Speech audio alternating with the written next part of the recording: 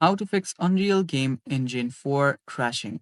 Hello guys, this is Atticus and welcome back to another tutorial video.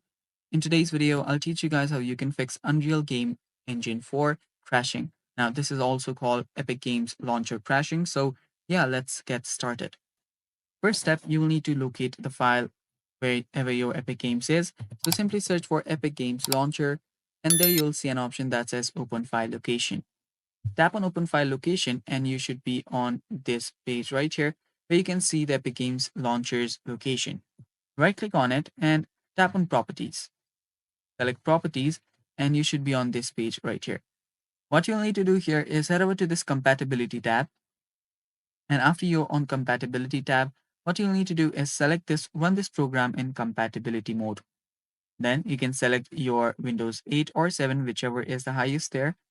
And after you've done that, there are two more things that you need to do.